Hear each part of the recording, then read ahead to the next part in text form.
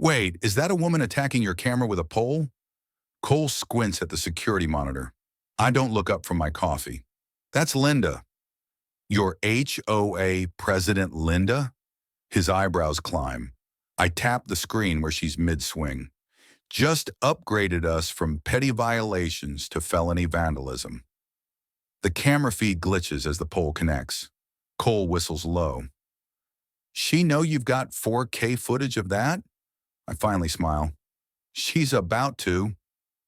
It was a Saturday afternoon when Deputy Cole froze the surveillance footage, eyes wide as the frame paused mid-swing. A woman in a lavender tracksuit, eyes wild, mid-arc, with a metal pole, was caught in the act of attacking a blinking security camera. I was already halfway out of the sheriff's office, badge clipped to my belt, keys jangling in one hand. That's Linda, I said, voice dry but my pulse racing. She just graduated from HOA drama to a felony. Yanni, my desk neighbor, looked up from her monitor. Wait, you're Linda. The one and only. Our neighborhood looked like it had been designed by a retired military general and a frustrated landscaper. Every hedge the same height, lawns uniformly clipped to exactly 2 inches, and not a trash bin out a second longer than schedule. Even the birds seemed to chirp on a strict HOA-approved rhythm. The silence policy for barking dogs? That was Linda's handiwork. She'd rammed it through the board last spring, waving her clipboard like a royal decree. Her power wasn't official. It was ritualistic. She wasn't just HOA president. She was the cult leader of compliance. As a tech consultant for the county sheriff's office, I'd never been too concerned about nosy neighbors. But after 3 missing Amazon packages and someone spray painting eyesore across my side utility box, I decided it was time to fight back with lenses. I installed motion-triggered smart cameras. Sleek, minimal, high definition. They stream not only to my phone, but, thanks to my job, to a private monitoring channel at the sheriff's office. A quiet test for remote surveillance. Perfect timing. I didn't post signs. The system's stealth was its strength. Still, anyone with functioning eyesight could see the glowing blue ring of the front camera. A subtle but firm warning. Not a dummy. Apparently, Linda lacked that crucial eyesight, or worse, common sense. The first shot came via email, a passive-aggressive HOA bulletin citing aesthetic violations involving unapproved surveillance devices. The next strike came in person. Linda stood on my porch the following morning. Biscuit, her neurotic, trembling poodle, cradled under one arm like a jury witness. Her other hand clutched her weapon of choice, a clipboard thick with paper and threat. We have strict visual standards, Mr. Carter, she said, frowning at the camera beside my doorbell, as though it had insulted her family. This sort of high-tech hardware frightens children. It could compromise the character of our community. I didn't budge. It faces my own porch, and considering your porch pirate newsletter, I'd say I'm contributing to neighborhood safety. She gave a thin smile.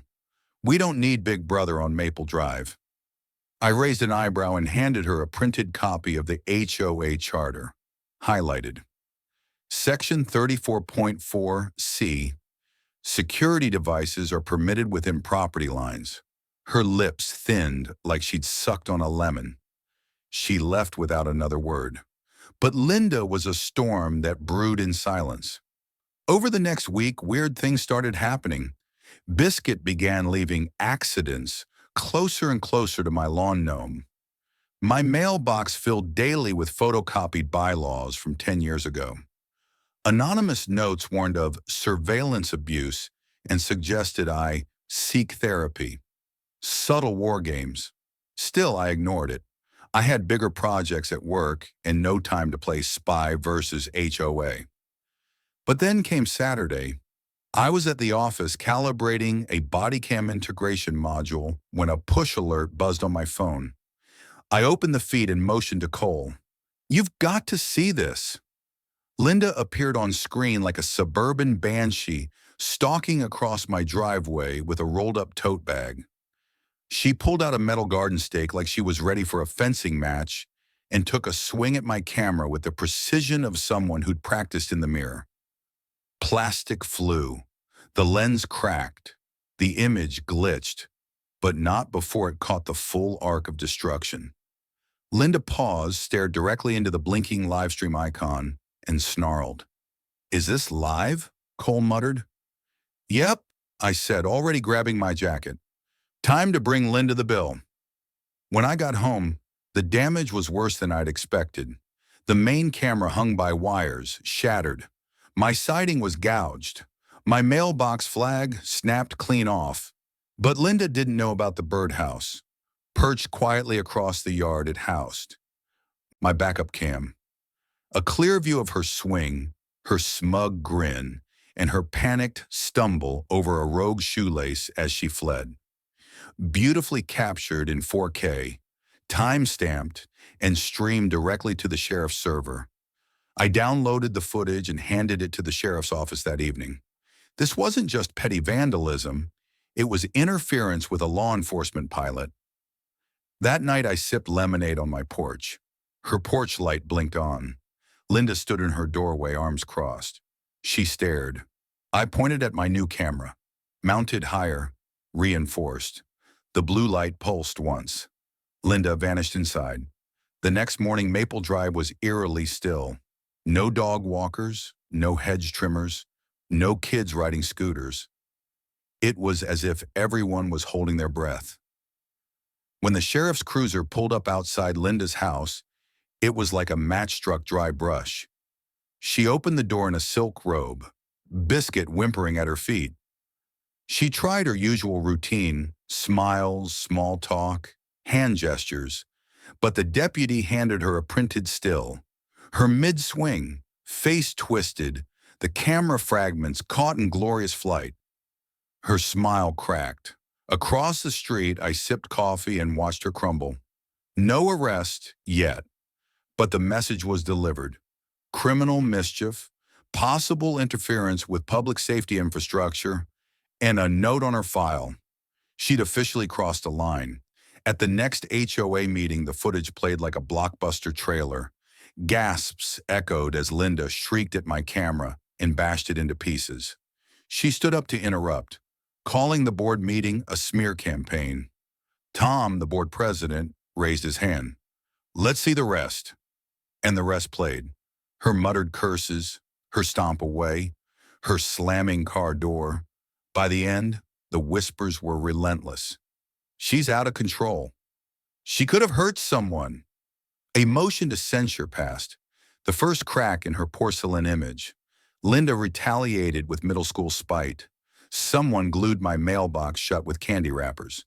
My solar path lights were pulled up and scattered like pickup sticks.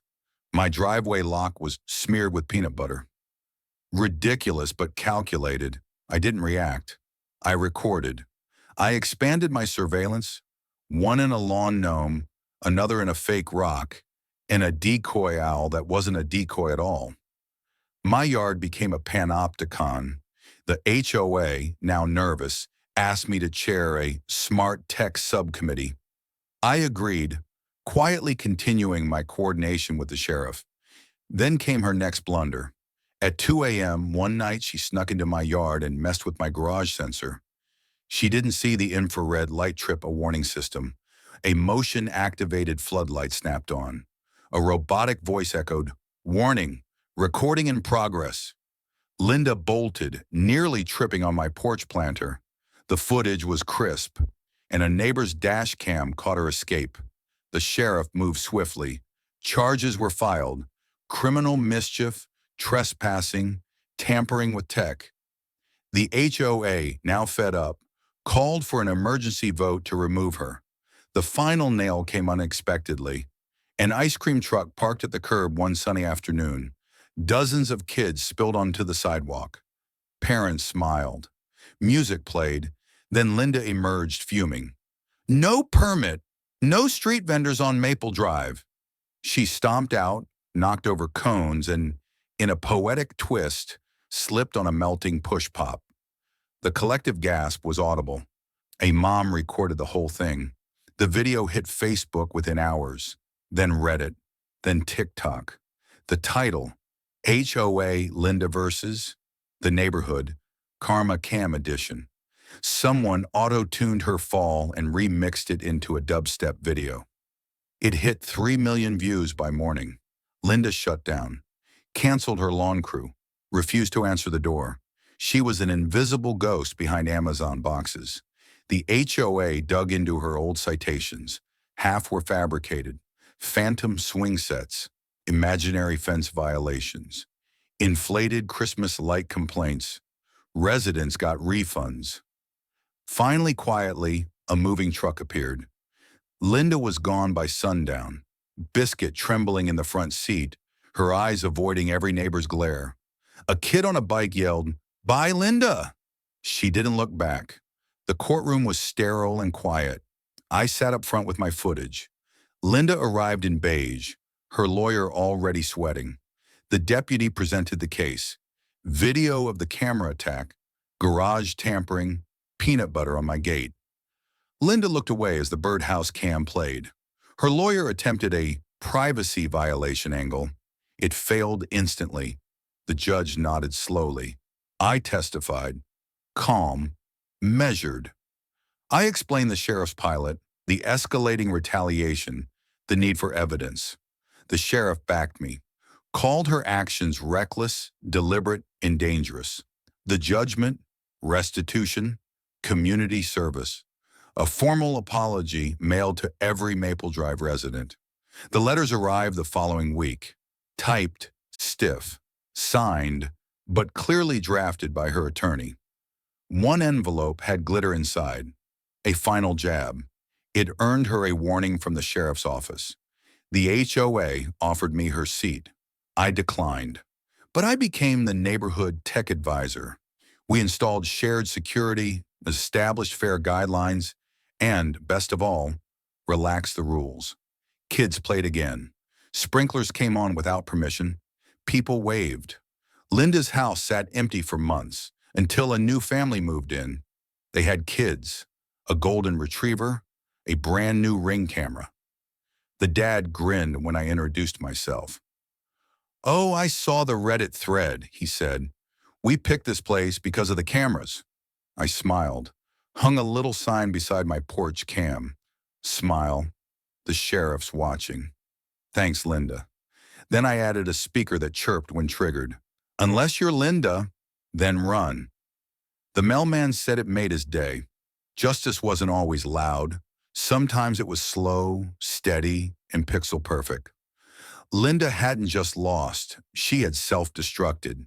And Maple Drive, it finally exhaled. If this story moved you, don't forget to like, share, and subscribe for more powerful true stories. Your support allows us to keep delivering valuable insights and stories that inform and inspire people everywhere. Thank you for watching Work Story, and see you in the next one.